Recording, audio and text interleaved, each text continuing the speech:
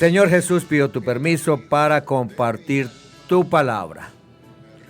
Nos diste el desayuno, el almuerzo, la cena, pero falta lo más importante, falta el postre, falta el plato especial, el plato más exquisito que es tu palabra. ¿Para qué? Para que mi alma permanezca alimentada, para que el alma de todos tus hijos permanezcamos alimentados, llenos de tu palabra, aprendiendo cada día más. Enséñanos, Señor, utilice estos labios de barro. Si hay algún pecado oculto, quítalo, Señor, para que este servidor no sea instrumento, Padre Celestial, que no sea un instrumento negativo para tu palabra, que no haya ningún impedimento por culpa de este servidor. Límpiame, purifícame. Pido perdón públicamente, Señor. Utiliza estos labios de barro. En tu nombre, mi eterno y soberano Dios, Jesús de Nazaret.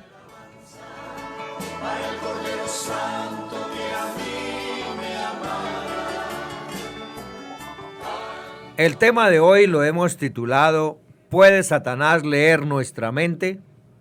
Job 1, 6, 12. Un día vinieron a presentarse delante de Jehová los hijos de Dios, entre los cuales vino también Satanás. Y dijo Jehová a Satanás: ¿de dónde vienes? Respondiendo Satanás a Jehová, dijo: de rodear la tierra y de andar por ella. Y Jehová dijo a Satanás: ¿no has considerado a mi siervo Job, que no hay otro como él en la tierra? Varón perfecto, recto, temeroso de Dios y apartado del mal. El Señor le estaba haciendo una pregunta a Satanás, que de dónde venía, y le tocó el tema de Job. Respondiendo Satanás a Jehová, le dijo: ¿acaso teme Job a Dios de balde? ¿No le has cercado alrededor de él y a su casa y a todo lo que tiene?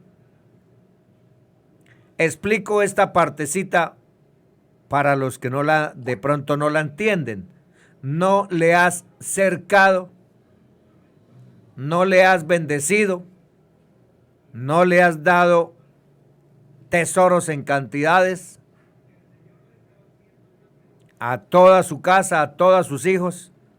Como se dice, son multimillonarios. Entonces, ¿de qué se queja? ¿De qué se puede quejar? Eso era lo que el diablo le estaba respondiendo al Señor. El trabajo de sus manos has bendecido. Siembra 10 papas y recoge 1.000.000 de papas. Los bienes han aumentado sobre la tierra. Es un hombre millonario. Pero extiende ahora tu mano y toca todo lo que tiene, y verás si no blasfema contra ti en tu misma presencia. Dijo Jehová a Satanás: he aquí todo lo que tiene está en tu mano. Solamente no pongas tu mano sobre él. A él no me lo toque. Del resto puede hacer lo que usted quiera. Le dijo el Señor a Satanás. Y salió Satanás de delante de Jehová. Surge una pregunta: ¿cómo pueden los demonios poseer personas sin tener acceso a sus mentes? ¿Cómo nos puede tentar el enemigo sin tener acceso o entrada a nuestra mente? Y las fortalezas de maldad que tenemos que destruir, ¿dónde están? Ante estas preguntas inquietantes y la evidencia del texto del capítulo 1 de Job, donde se nota quién domina el mundo de maldad, confirmamos lo que declaró el apóstol Juan a finales del siglo I. Primera de Juan 5:19 dice: sabemos que somos de Dios y que el mundo entero está bajo el poder del maligno. Estimados oyentes, aunque no sepamos correctamente o completamente cómo obran las tinieblas en el mundo invisible de los espíritus caídos, lo que pensemos o tengamos de opinión acerca de eso no hace ninguna diferencia, porque las actividades en los aires del príncipe de las tinieblas y el influjo maligno entre los humanos son actividades supervisadas y limitadas por nuestro Dios debido a su soberanía divina, tolerada por su permisividad divina, restringida y destruida por medio del ayuno y la oración, sin ser consentidas por Dios ninguna de estas actividades perversas. Juan 10:10 dice: el ladrón no viene sino para hurtar, matar, destruir. Yo he venido para que tengan vida y para que la tengan, o para que la tengamos en abundancia. Es probable, mi estimado oyente, que usted nunca haya conocido en persona al jefe de una organización criminal. Pero eso no significa que esa clase de delincuentes no existan, ¿verdad?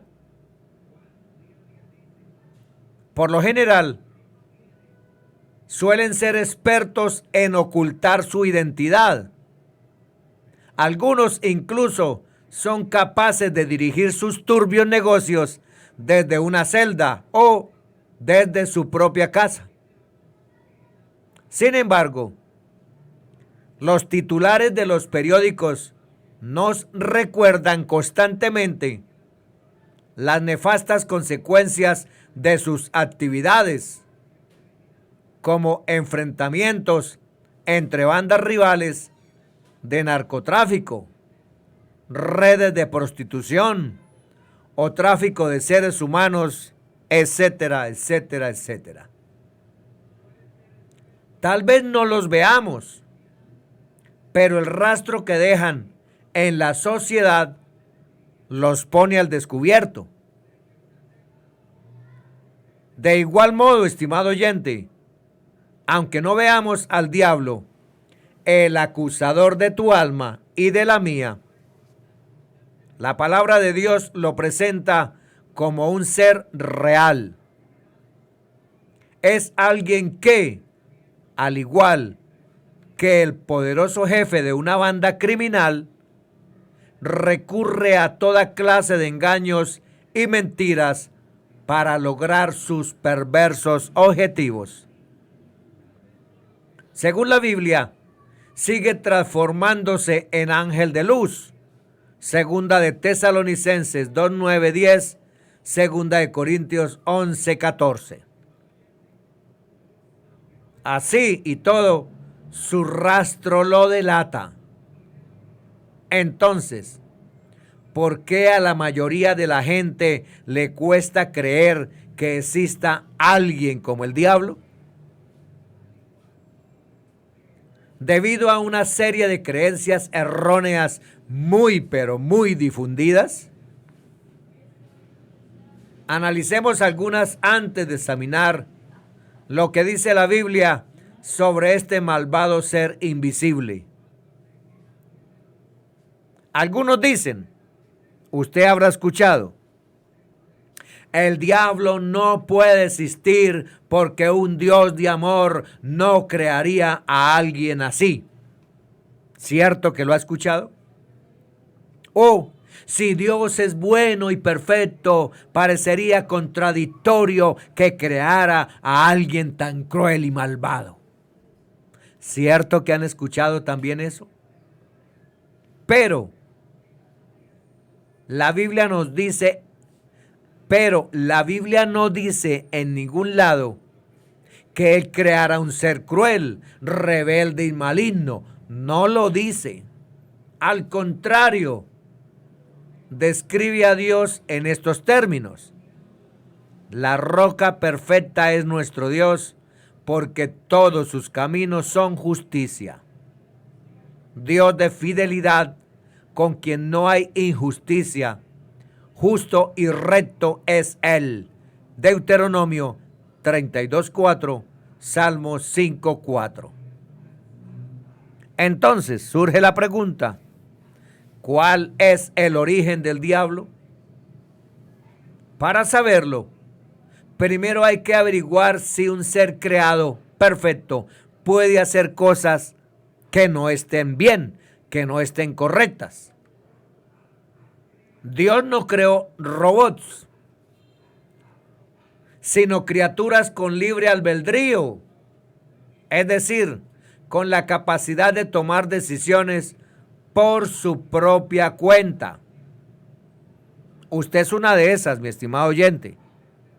Así pues, un ser inteligente y perfecto puede elegir entre hacer lo bueno o hacer lo malo. Y claro, las buenas acciones solo tienen mérito cuando quien las hace sea un ser humano o un ser espiritual. Tiene la libertad para decidir cómo actuar. Dios no puede conceder libre albedrío a sus criaturas y al mismo tiempo impedirles hacer lo que está mal si lo desean. Por tanto, un ser perfecto puede elegir hacer lo malo, como ocurrió con Satanás, el diablo, de quien el Señor Jesús dijo que no permaneció firme en la verdad. Juan 8:44. Estas palabras indican que el ser que se convirtió en diablo era al principio un espíritu perfecto, que en un tiempo permaneció firme en la verdad. Ezequiel 28, 15, 18 dice: perfecto eras en todos tus caminos desde el día que fuiste creado hasta que se halló en ti maldad. A causa de la multitud de tus contrataciones fuiste lleno de iniquidad y pecaste, por lo que yo te eché del monte de Dios y te arrojé de entre las piedras del fuego, oh querubín protector. Se enalteció tu corazón a causa de tu hermosura, corrompiste tu sabiduría a causa de tu esplendor. Yo te arrojaré por tierra. Ahora bien, ¿por qué Jehová les dio a sus criaturas libertad de decisión, libre albedrío? La respuesta es sencilla: porque nos ama y confía en nosotros.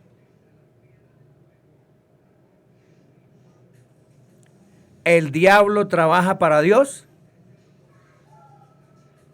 ¿Usted qué dice? Hay quienes llegan a esta conclusión tras leer el libro bíblico de Job. Según cierto experto, la declaración que el diablo venía de discurrir o andar por la tierra alude a lo que hacían los espías de la antigua Persia, que viajaban por todo el territorio para mantener informado a su rey. Job 1:7. Pero si el diablo fuera un espía de Dios, habría sido necesario que le explicara que venía de andar por la tierra. Además, en el relato de Job no se presenta al diablo como un aliado de Dios, sino todo lo contrario, como su principal enemigo. Surge la pregunta, ¿cómo lo sabemos? Porque en este relato se le da el nombre de Satanás, que significa resistidor, adversario, Job 1:6. Entonces, ¿de dónde salió la idea de que el diablo trabaja para Dios? Esta idea ya aparecía en algunos libros apócrifos del siglo I, como el libro de los jubileos y la regla de la comunidad de los hombres de Qumrán, donde se representaba al diablo negociando con Dios, pero al mismo tiempo sometiéndose a su voluntad. Y esa idea perduró durante siglos. En su libro El Príncipe de las Tinieblas, el historiador Jeffrey Russell explica que el reformador protestante Martín Lutero consideraba al diablo una herramienta de Dios, como una tijera de podar o un rastrillo que Dios utilizará para cultivar su jardín. Este señor Russell añade que el rastrillo goza destruyendo las hierbas, pero al estar en manos del Dios Todopoderoso, cumple la voluntad divina.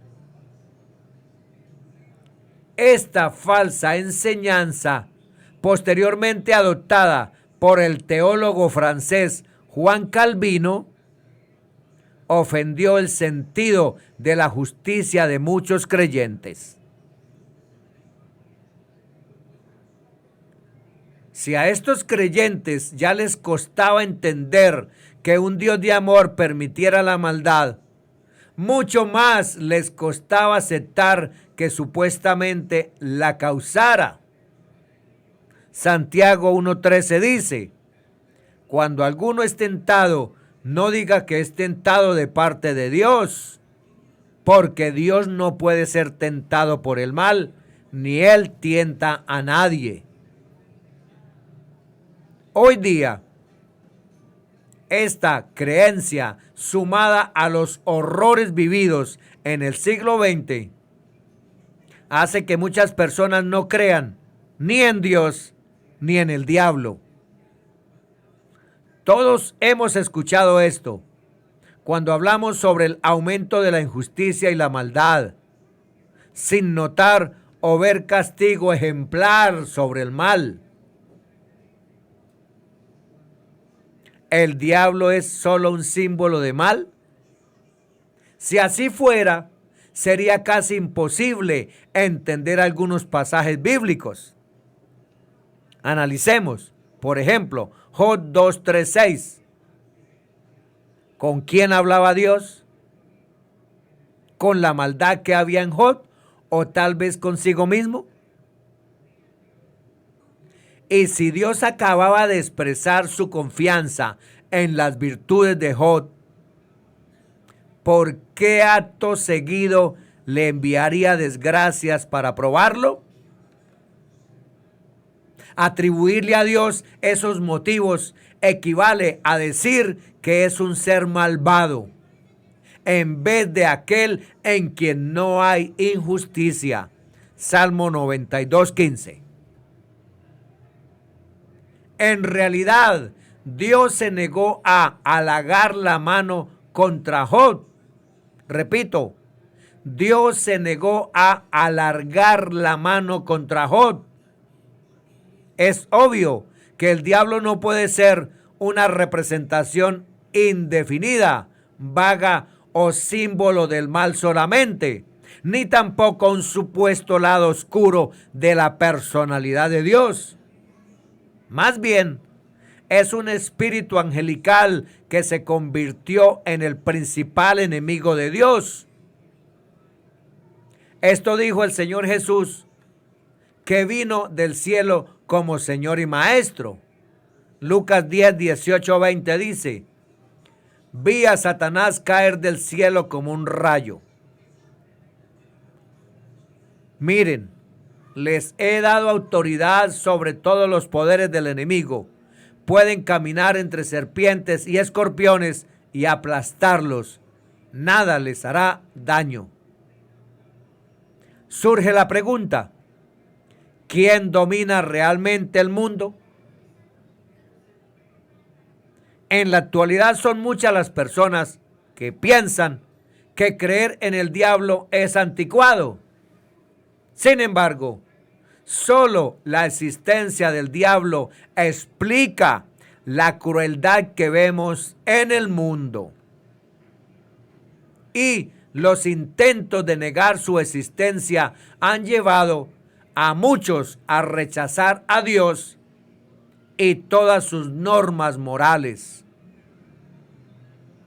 En palabras de un personaje de Charles Pierre, poeta del siglo XIX, dice: la mayor astucia del diablo consiste en persuadirnos de que no existe. Al ocultar su identidad, el diablo ha hecho surgir dudas acerca de la propia existencia de Dios. Además, si Satanás no existiera, eso convertiría a Dios en el responsable de toda la maldad. Y eso es justo lo que el diablo quiere que la gente crea. Al igual que el jefe de una banda criminal, el diablo oculta su identidad con un objetivo. ¿Cuál es ese objetivo? La misma Biblia nos da la respuesta. El Dios de este sistema de cosas ha cegado las mentes de los incrédulos para que no pase a ellos la iluminación de las gloriosas buenas nuevas acerca del Cristo, que es la imagen de Dios. 2 Corintios 4:4. Ahora bien, todo esto plantea una pregunta más. ¿Hará Dios algo para frenar a este malvado criminal que en la sombra causa tanta maldad y sufrimiento? Veamos la respuesta. ¿Puede un ser perfecto dejar de serlo? Aunque Dios creó perfectos a todos los seres inteligentes, estos no tenían libertad absoluta. Adán era perfecto. Aún así, tenía que respetar los límites físicos impuestos por el Creador. Ejemplo, no podía comer tierra, ni piedra, ni madera sin sufrir las consecuencias. Tampoco podía ignorar la ley de la gravedad y tirarse desde un precipicio sin acabar gravemente herido o incluso muerto. De igual modo, ningún ser perfecto, humano o espiritual, puede ir más allá de los límites morales fijados por Dios sin sufrir las consecuencias. Así pues, cualquier criatura inteligente puede hacer mal uso de su libertad de decisión y, por tanto, equivocarse y pecar. Génesis 1:29, Mateo 4:4. Surge una pregunta: ¿dónde se libra esta lucha? Estimado oyente, mayormente en la mente. ¿Cómo nos ponemos la armadura y dónde nos la ponemos? Efesios 6:12-13 dice: porque no tenemos lucha contra sangre y carne, sino contra principados, contra potestades, contra los gobernadores de las tinieblas de este siglo, contra huestes espirituales de maldad en las regiones celestes. Por tanto,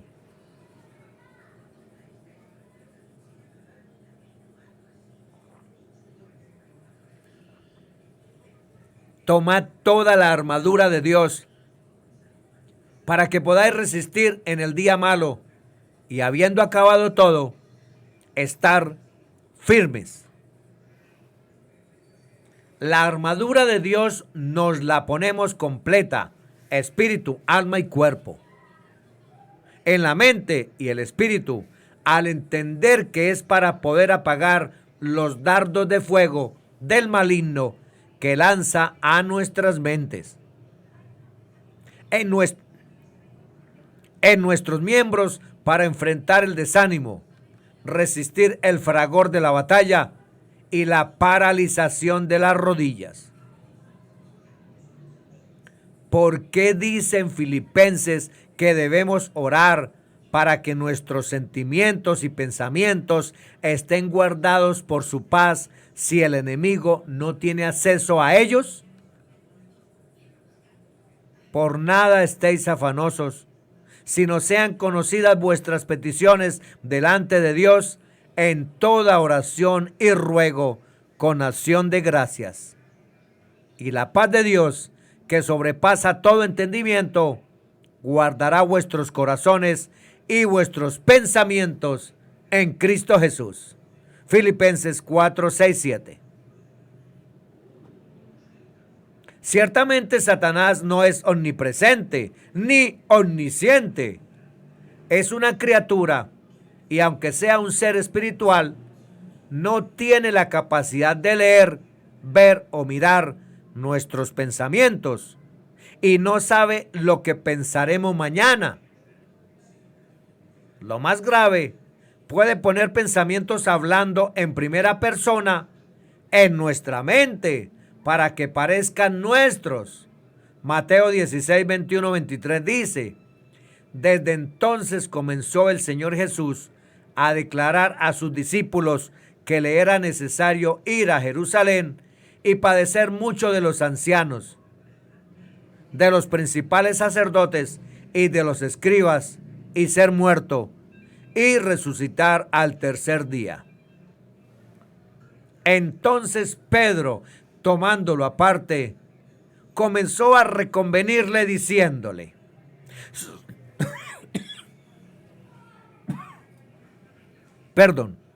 Señor, ten compasión de ti. En ninguna manera esto te acontezca.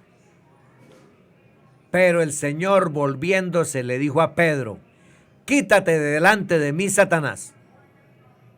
Me eres tropiezo, porque no pones la mira en las cosas de Dios, sino en las de los hombres. Es por eso, mi estimado oyente, que la Escritura dice que el hombre sin Dios es esclavo del diablo. Efesios 4, 17, 18.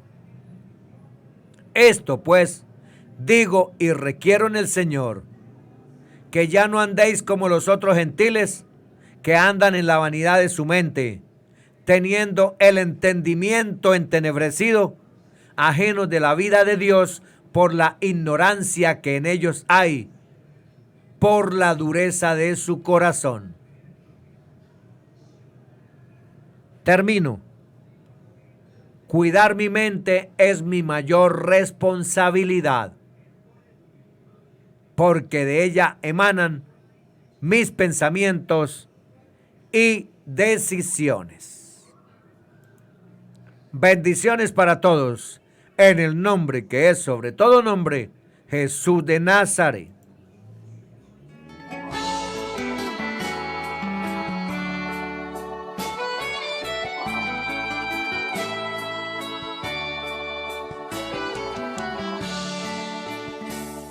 Jesús, el amigo. Bendito y soberano Dios, Rey de Reyes, Señor de Señores. Gracias.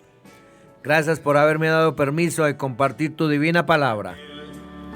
Negro camino, donde yo Bendito eres tú por los siglos de los siglos.